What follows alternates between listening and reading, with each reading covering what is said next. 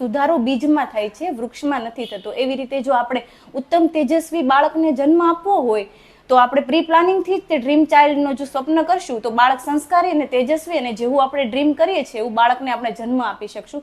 એક બહુ સરસ પંક્તિ છે કે જનનીનું જણ તો ભક્ત જણ દાતા જણ સૂર જણ, નહીં તો તું રેંજે વાંજણી. જો તારે બાળકને જન્મ જ આપવો છે તો તું ભક્ત સુર અને ગુણવાન બાળકને જન્મ આપજે, નહીં તો તું જન્મ જ નહીં આપતી. તો એના માટે આપણે ગર્ભ સંસ્કાર જરૂરી છે. ગર્ભ સંસ્કાર માટે જોઈએ તો આપણે હજારો એવા દાખલાઓ છે, અભિમન્યુ પ્રહલાદના દાખલાઓ છે જે ગર્ભ સંસ્કારથી એક ઉત્તમ તેજસ્વી બાળકનો જન્મ થયો છે. હવે ડિવાઇન ગર્ભ સંસ્કાર સાથેનો મારો એક્સપિરિયન્સ શેર કરું તો મેં મારા પ્રેગ્નન્સીના સેકન્ડ મંથથી તે ડિવાઇન ગર્ભ સંસ્કાર જોઈન કર્યું હતું. હું જ્યારે પ્રેગ્નન્ટ હતી ત્યારે કોરોના પીરિયડ ચાલતો હતો, જેને કારણે મને ઓનલાઈન ક્લાસીસનું બહુ બધું આવ્યું હતું.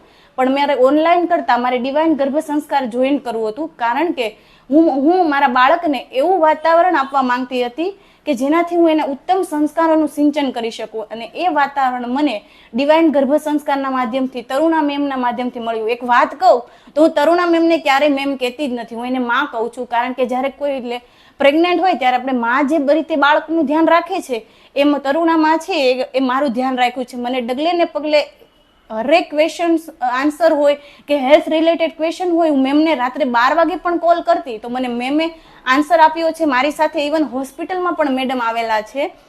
એટલે મને ડિવાઇન ગર્ભ સંસ્કારમાંથી જ્યારે પણ કોઈ પણ હેલ્પની જરૂર હોય કે કંઈ પણ ક્વેશ્ચન હોય તો મેમે મને હેલ્પ કરેલી છે.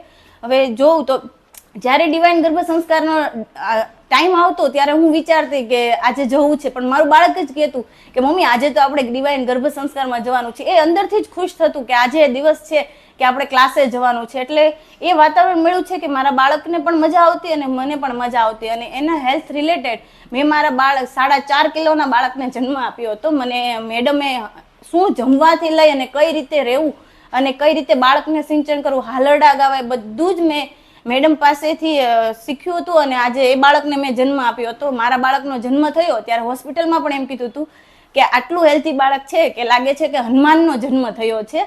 અને હું મારા બાળકની સાથે જ્યારે ગર્ભ સંવાદ કરતી તો એ જ રીતે જ્યારે મારું બાળક બહાર આવ્યું તો એ મારી સાથે વાતચીત કરે છે. એટલે લોકો મને આસપાસના લોકો એમ કહે કે આ તારું બાળક નોર્મલ નથી પણ એક ગર્ભ સંસ્કારનું બાળક છે. મારા છોકરાને કોઈ પણ વ્યક્તિ એનું નામ નિયમ છે પણ એને નિયમ નહીં કહેતા હતા, એને એમ કહેતા હતા કે આ તો ગર્ભ સંસ્કારનું બાળક છે. એ કંઈક યુનિક હોય અને એ યુનિક છે, એક્ટિવ છે. મેં જે એક્ટિવિટી કરી છે, મેં જે ગર્ભ સંસ્કાર ના ક્લાસે આવીને જે પણ સંસ્કાર લીધા છે બધા જ મારા બાળકમાં આવ્યું છે. તો થેન્ક યુ સો મચ તરુણા માં કે તમે મને એ સંસ્કારોનું સિંચન કર્યું છે, મને એવું વાતાવરણ પૂરું પાડ્યું છે કે મેં એક ઉત્તમ બાળકને જન્મ આપ્યો છે. Thank you ma'am.